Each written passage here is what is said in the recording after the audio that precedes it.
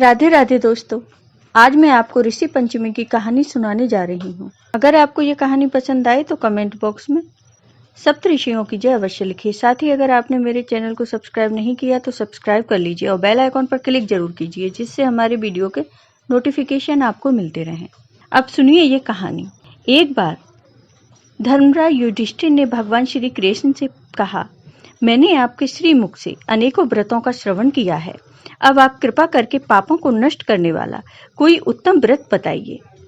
तब भगवान श्री कृष्ण ने कहा कि हे युधिष्ठिर, अब मैं तुमको ऋषि पंचमी का उत्तम व्रत सुनाता हूँ, जिसको धारण करने से स्त्री समस्त पापों से छुटकारा प्राप्त कर लेती हैं।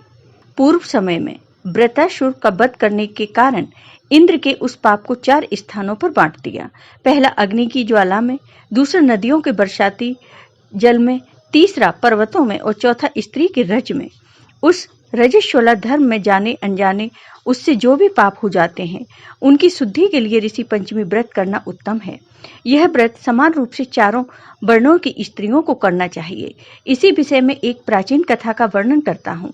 सतयुग में विदर्भ नगरी में शीर्णजित नामक राजा हुए। वे प्रजा का पुत्रवत पालन करते थे। उनके आचरण ऋषि के समान थे। उनके राज्य में समस्त वेदों का ज्ञाता, समस्त जीवों का उपकार वाला सुमित्र नामक एक किसान ब्राह्मण निवास करता था। उनकी पत्नी पतिव्रता स्त्री थी। एक समय वर्षा काल में जब वह साध्वी खेती के कामों में लगी हुई थी, तब वह रजस्वला हो गई। उसे अपने रजस्वला होने का भास हो गया, किंतु फिर भी वह गृहस्थी के कार्यों में लगी रही। कुछ समय के पश्चात दोनों स्त्री पुरुष अपनी अपनी आयु भोग कर मृत्यु को प्राप्त हुए। ब्राह्मणी अपने ऋतु दोष के कारण कुतिया बनी और सुमित ब्राह्मण को रजस्वला स्त्री के संपर्क में रहने के कारण बैल की योनि प्राप्त हुई। क्योंकि ऋतु दोष के अतिरिक्त इन दोनों का कोई और अपराध नहीं था, इस कारण इन दोनों को अपने पूर्व जन्म का समस्त विवरण याद रहा। वे दोनों कुतिया और बैल के रूप में रहकर अपने पुत्र सुमित के यहाँ पलने लगे। सुमित धर्मात्मा था और अतिथियों का पूर्ण सत्कार किया करता था। अपने पिता के श्राद्ध के दिन उसने अपने घर ब्राह्मण को जमाने के लिए नाना प्रकार के भोजन बनवाए। उसकी पत्नी किसी काम से बाहर गई हुई थी कि एक सर्प ने आकर रसोई के बर्तन में विष उड़ेल दिया।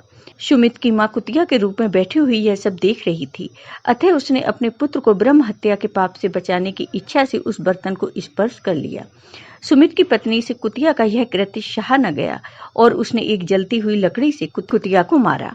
वह प्रतिदिन रसोई में जो जूठन आदि शेष रहती थी उस कुतिया के सामने डाल दिया करती थी, किंतु उस दिन से क्रोध के कारण वह भी उसने नहीं दी। तब रात्रि के समय भूख से व्याकुल होकर वह कुतिया अपने पूर्व पति के पास आकर बोली, हे नाथ, आज मैं भूख से मरी जा रही हूँ। वैसे तो रोज ही मेरा पुत्र खाने को देता था, मगर आज उसने कुछ नहीं दिया। मैंने सांप के विष वाले खीर के बर्तन को ब्रह्म हत्या के भय से छूकर भ्रष्ट कर दिया था। इस कारण बहू ने मारा और खाने को भी नहीं दिया। तब बैल ने कहा कि तेरे ही पापों के कारण मैं इस योनि में आ पड़ा हूँ। बोझा ढोते ढोते मेरी कमर टूट गई है। आज मैं दिन भर खेत जोतता रहा। मेरे पुत्र ने भी आज मुझे भोजन नहीं दिया और ऊपर से मारा भी खूब है। मुझे कष्ट देकर श्राद्ध को व्यर्थ ही किया है। अपने माता पिता की इन बातों को उनके पुत्र ने सुन लिया।